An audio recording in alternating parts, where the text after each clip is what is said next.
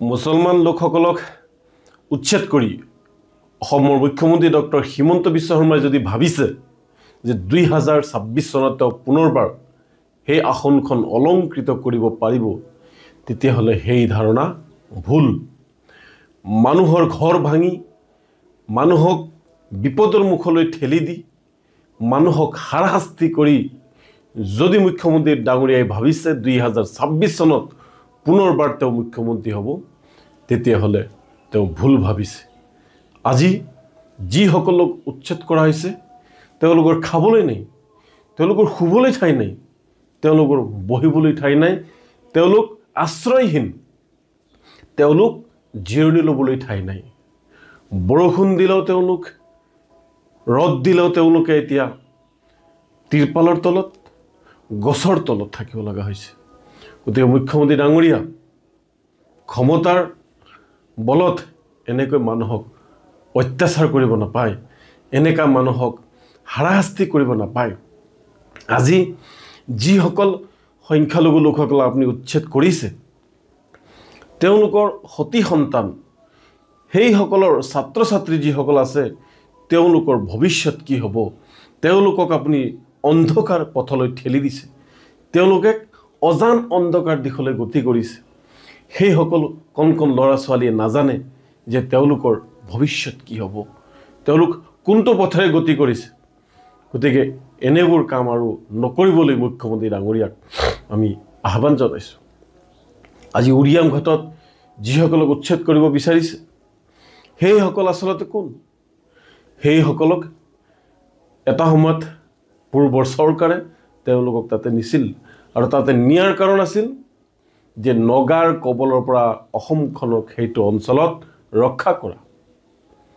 নগাৰ যি আগ্ৰাসন আছিল, নগাৰ যি অসমৰ ভূমি তেওঁলোকে বেদখল কৰিছিল, যি সম্পত্তি তেওঁলোকে লুটপাট কৰি নিছিল, যি অত্যাচাৰ চলাইছিল, যি গুণ্ডা টেক্স কালেক্ট কৰিছিল, তাৰ বিৰুদ্ধে এই উৰিয়াম ঘাটত নগাঁও, মৰিগাঁও, হোজাই বিভিন্ন ঠাইৰ লোকসকলক তদন্তাধীন চৰকাৰে তাতে বহুৱাইছিল। আৰু তেওঁলোকে নগাৰ লগত এক প্ৰকাৰ যুদ্ধ কৰি, নগাৰ লগত তেওঁলোকে এক প্ৰকাৰ ফাইট কৰি তেওঁলোকে অসমখনক সেইটো অঞ্চলত বচাইছে, নগাৰ কবলৰ পৰা তেওঁলোকে বচাইছে। ইয়াৰ পৰা বুজা গ'ল যে পূৰ্বৰ চৰকাৰে এইসকল লোকক মানে অসমখন বচালে আৰু আপোনালোকে আউট কৰি দিলে। এয়ে হৈছে ৰাজনীতি। কোনোবাই কাৰোবাৰ মিয়াৰ পক্ষ ল'ব, কোনোবাই আকৌ মুছলমানসকলৰ বিৰোধ কৰিব। আজি শিশু, আজি বৃদ্ধা, আজি থাকিবলৈ ঠাই নাই, আজি খাবলৈ নাই। আপোনালোকে ন্যায়ালয়ৰ কথাও গুৰুত্ব দিয়া নাই। আমি ভাৰতবৰ্ষৰ ৰাষ্ট্ৰপতিক জনাইছোঁ, আমি ভাৰতবৰ্ষৰ প্ৰধানমন্ত্ৰীক জনাইছোঁ, আমি গৃহ বিভাগক জনাইছোঁ, আমি দেখিছোঁ একোৱে কাম নাই। এতিয়া শেষ ভৰসা, আমাৰ অন্তিম ভৰসাই হৈছে সন্মানীয় ন্যায়ালয়, মহামান্য উচ্চতম ন্যায়ালয়, গুৱাহাটী উচ্চ ন্যায়ালয়। এইসকলক, এই দুৰ্ভগীয়া উচ্ছেদিত পৰিয়ালক ন্যায় দিব বুলি, ন্যায় পাব বুলি আমি ন্যায়ালয়ৰ পৰাহে আশা কৰিছোঁ। আমি চৰকাৰৰ পৰা ন্যায় আৰু আশা কৰিব নোৱাৰি। চৰকাৰে অসমৰ মুছলমানসকলক যে ন্যায় দিব, জীয়াই থকাৰ বাট মুকলি কৰি দিব, আমি কোনোপধ্যেই আশা কৰিব নোৱাৰি। কাৰণ আমি এতিয়া বৰ দুৰ্ভগীয়া জাতি হৈ পৰিছোঁ।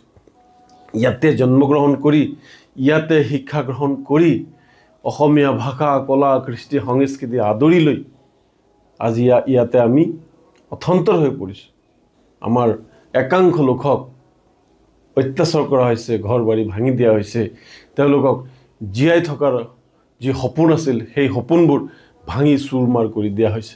কিন্তু মুখ্যমন্ত্ৰী ডাঙৰীয়াক মই পুনৰ আহ্বান জনাওঁ, মানৱীয় স্বাৰ্থত হওক, এই শিশুসকলৰ ভৱিষ্যতৰ স্বাৰ্থতে হওক, মানৱীয় মৰ্যাদা দিয়ে হওক, মানৱতাৰ খাতিৰে হওক, আপুনি উচ্ছেদ প্ৰক্ৰিয়াটো বন্ধ কৰক আৰু অসমখনক ভাৰতবৰ্ষৰ ভিতৰত শ্ৰেষ্ঠ ৰাজ্য হিচাপে গঢ়ি তোলাৰ কাৰণে ঐক্যবদ্ধভাৱে কাম কৰাৰ যি প্ৰয়াস, তাৰ ব্যৱস্থা আপুনি আপোনাৰ নেতৃত্বতে গঢ়ি তোলক।